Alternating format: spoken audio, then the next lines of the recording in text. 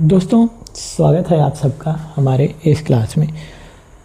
जैसा कि मुझे उम्मीद है कि आप सब हमारी पिछली क्लास व्यंजन संधि के बारे में अध्ययन कर चुके होंगे। संस्कृत के जो हमारी संधि थी पिछली क्लास की व्यंजन संधि, उसके बारे में आप सभी लोगों ने अध्ययन कर लिया होगा। तो उसी के क्रम में जो हमारी अगली संधि है वह है विसर्ग संधि। विसर्ग संधि, तो हम इस क्लास में विसर्ग संधि के बारे में अध्ययन करेंगे। संधि जब दो स्वरों या वर्णों के मेल से एक नया विकार या शब्द उत्पन्न होता है तो उसे हम संधि कहते हैं। संधि के तीन भाग होते हैं, तीन प्रकार की होती है। एक स्वर संधि, दूसरी व्यंजन संधि और तीसरी विसर्ग संधि। तो हमने जो है संस्कृत भाषा में जो है स्वर संधि व्यंजन संधि को पढ़ चुके हैं हम सब, और ये जो हमारी क्लास है ये विसर्ग संधि की क्लास है और इस क्लास में हम विसर्ग संधि के बारे में अध्ययन करेंगे। विसर्ग संधि क्या होती है? जैसे विसर्ग संधि यहाँ पे दिया गया है विसर्ग संधि, तो विसर्ग संधि क्या होती है? विसर्ग के बाद जो है जो स्वर या व्यंजन आते हैं, जो स्वर या व्यंजन के आने पर जो विसर्ग में जो विकार उत्पन्न या परिवर्तन होता है उसे हम विसर्ग संधि कहते हैं। विसर्ग का निशान इस तरह से होता है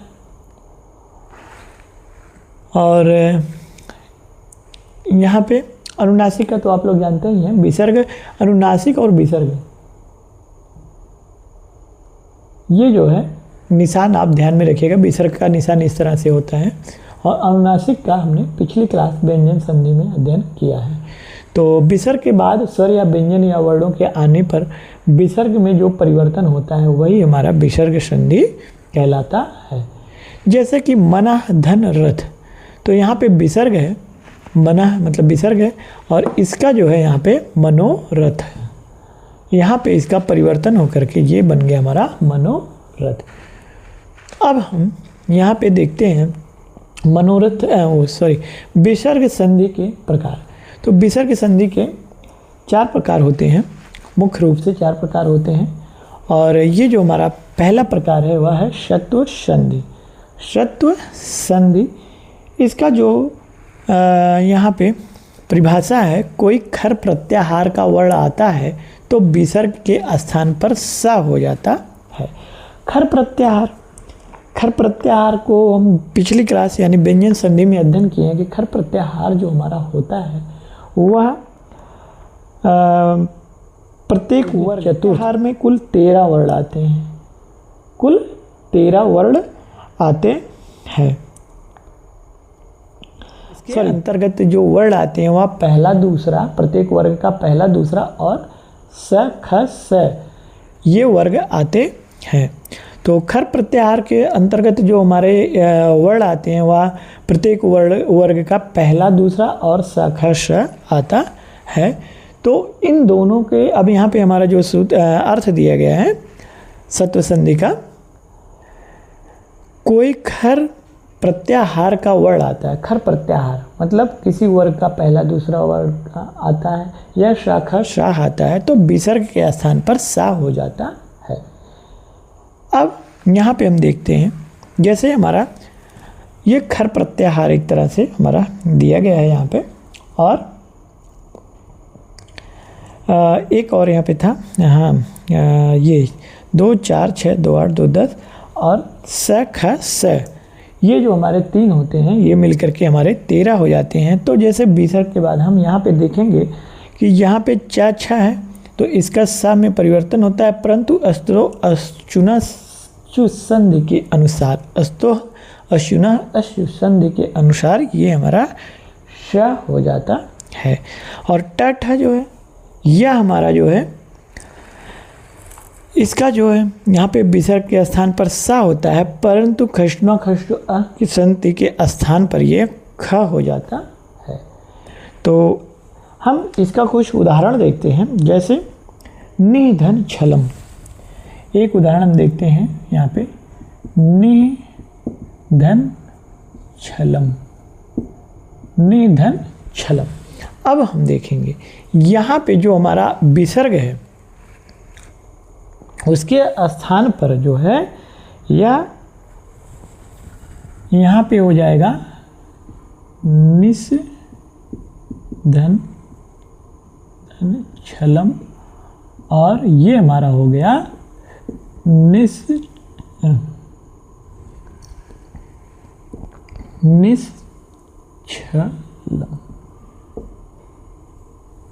ये हमारा हो गया निश्चलम।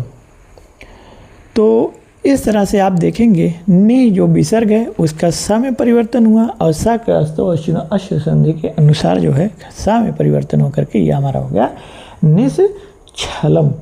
अब हम देखते हैं गौ चरती। दूसरा यहाँ पे गौ धन चरती, तो ये हमारा हो गया। यहाँ पे हम देखेंगे गौ चरती, जो आगे होगा हमारा यहाँ पे गौ से, ये हो गया यहाँ पे हमारा गौ धन चरती। अब हम अश्चुना अश्व संधि के अनुसार ये सा जो हमारा परिवर्तित होकर के ये श के रूप में आ जाएगा। तो अब हमारा यहाँ पे हो गया गौश्चरति, ये हमारा हो गया गौश्चरति। और इसी तरह से हम देखते हैं कह धन चिता। तीसरा है हमारा कह धन चिता, तो यहाँ पे हमारा हो जाएगा कस धन चिता, कस धन चिता। यहाँ पे हो गया कस धन चिता, चिता नहीं चित्त हो गया, चित्त नहीं रहेगा, विसर्ग नहीं रहेगा, चित्त हो गया। तो अब ये स जो है हमारा इस श में परिवर्तित हो जाएगा, तो ये हमारा हो जाएगा कश्चित। क्या हो गया ये हमारा कश्चित, ये हमारा कश्चित हो गया। अब हम अगला देखेंगे, उदाहरण देखते हैं, जैसे निधन चय, निधन चय, जो निधन चय, निधन चय।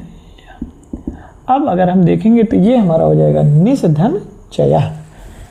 यहाँ पे हो गया हमारा निषधन चया बराबर ये हमारा हो गया निश्चय, निश्चय।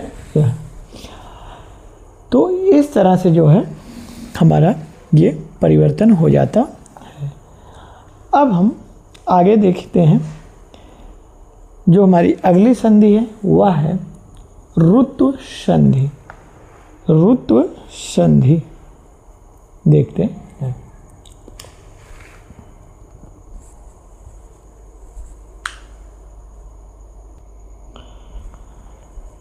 दोस्तों अब जो हमारी अगली संधि है ऋतु संधि, यह है पदांत सकार और सजुस के ख कार के स्थान पर रु आदेश हो जाता है।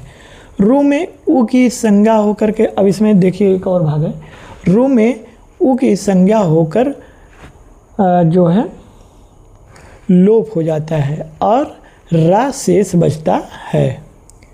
रु जो है रु में उ की संज्ञा होकर के रु का जो है इसमें लोप हो जाता है और रा शेष बचता है।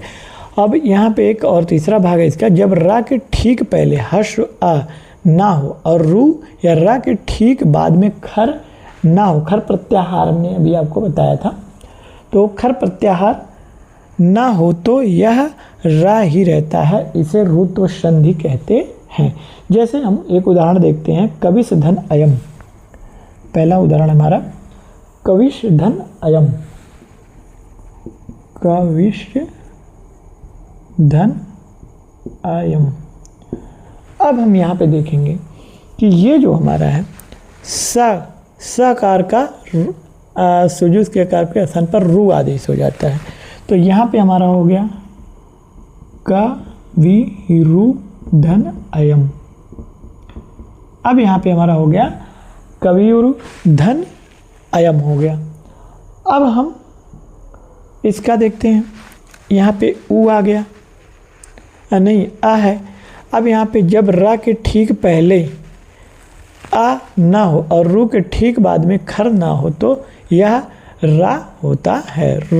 रू में ऊ की संज्ञा होकर के रू का लोप हो जाता है और रा हमारा क्या होता है, शेष बचता है। अब यहाँ पे रू का जो है लोप हो जाएगा और ये हमारा बचेगा कविरुधन अयम।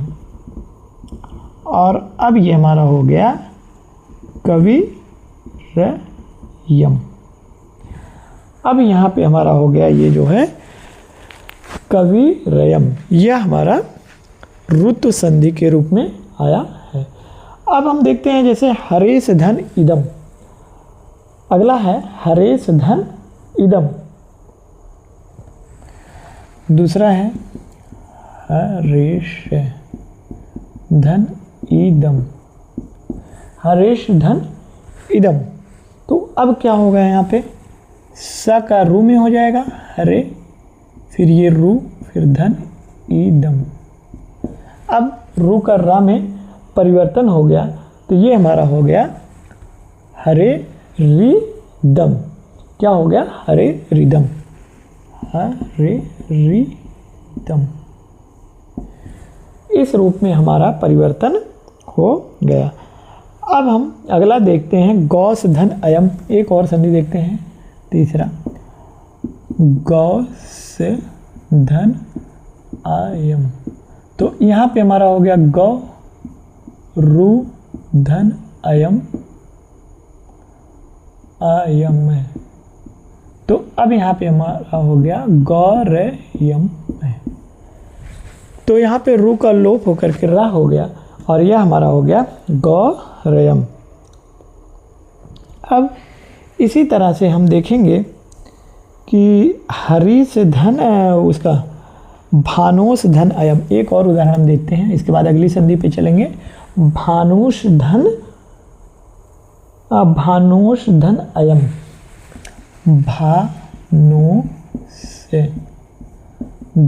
अयम। अब यहाँ पे हमारा हो गया भानो, यहाँ पे रू हो गया, धन अयम। अब हमारा ये रू का रा में परिवर्तन हो गया तो अब ये हमारा हो जाएगा भानोरयम। ये हमारा हो गया भानोरयम। यहाँ पे हमारा हो गया भानोरयम। तो ये था हमारा ऋतु संधि। अब हम अगला देखते हैं उत्व संधि। उत्व संधि, इसके बाद हम देखेंगे रलोप संधि। विसर्ग संधि तो 5 प्रकार की होती है, लेकिन मुख्य रूप से हम 4 देखेंगे। मुख्य रूप से हम 4 के बारे में अध्ययन करेंगे। अगली जो संधि है हम देखते हैं उसे।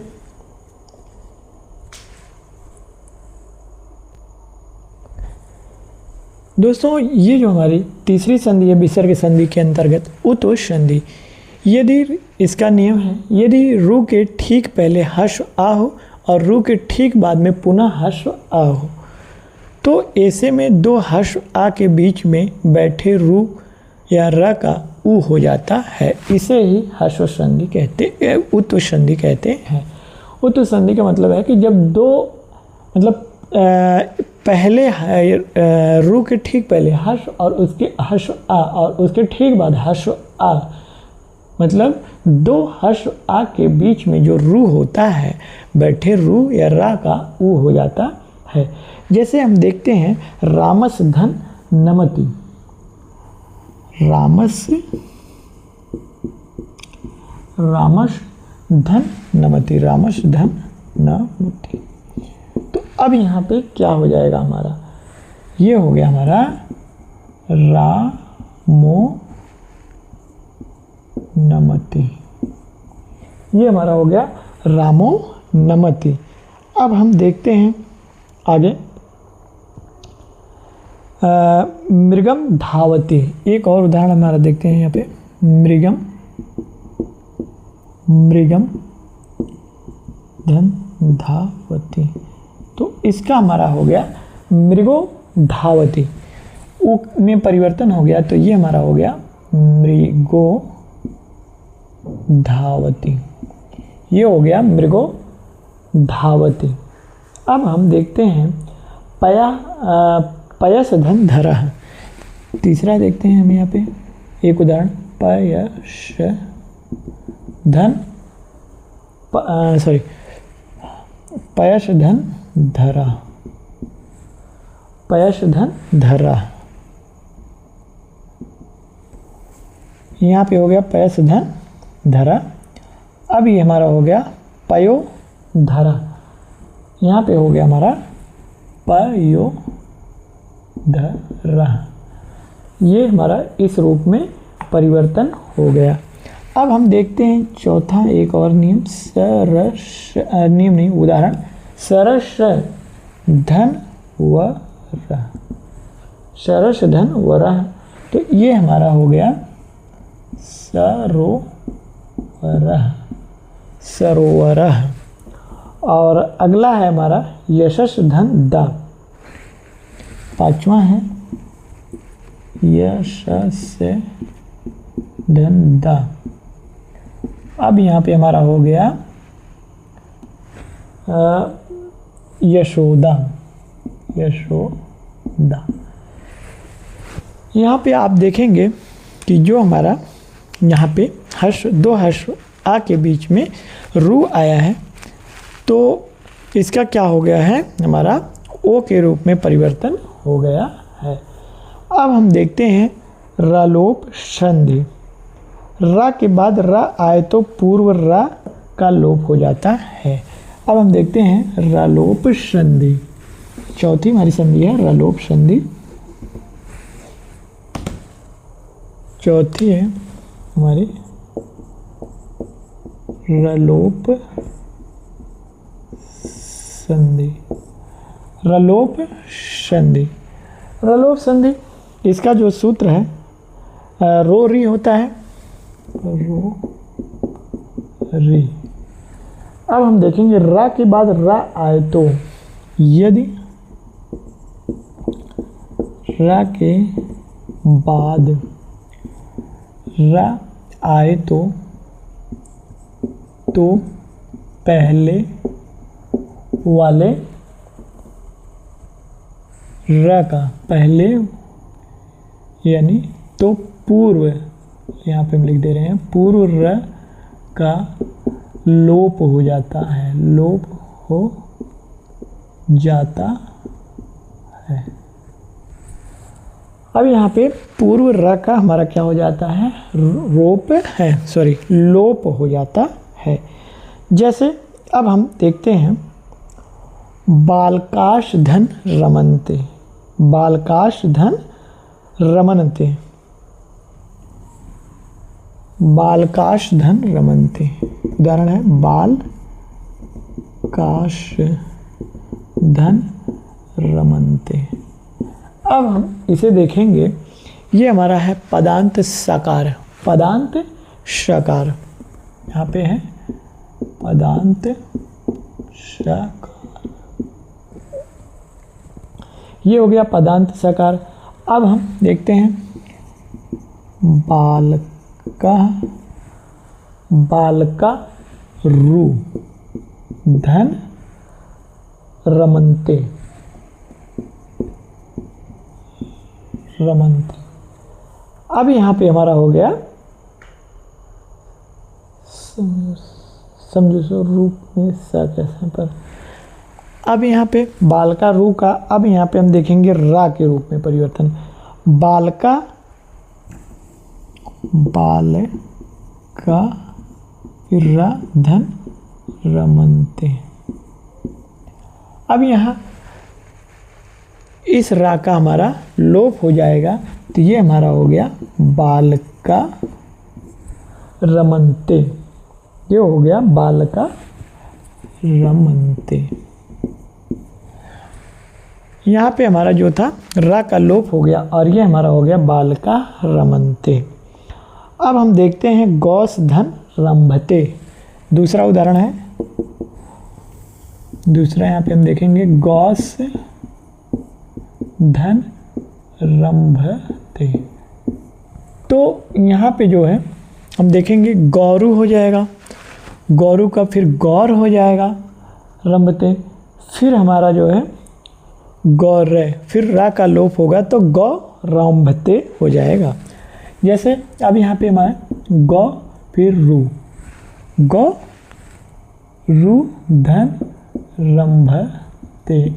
अब यहाँ पे गौ धन र धन रंभते। अब हमारा ये र का लोप हो गया तो यहाँ पे हमारा हो गया गौ रंभते। तो इस तरह से रलोप में जो हमारी रलोप संधि है इसमें र का लोप हो जाता है और ये हमारा हो गया गौ रंभते। और इसी के साथ जो है हमारा ये विसर्ग संधि का चैप्टर यहीं पे ख़त्म होता है। तो आप सभी लोग इसे ध्यान से देखिएगा और समझने का प्रयास कीजिएगा, और फिर जैसा हो आप सब अपना विचार हमारे कमेंट बॉक्स में अपना अनुभव अवश्य दीजिएगा। तब तक के लिए दोस्तों धन्यवाद। मिलते हैं हम अगली क्लास में। गुड बाय, शुभ रात्रि।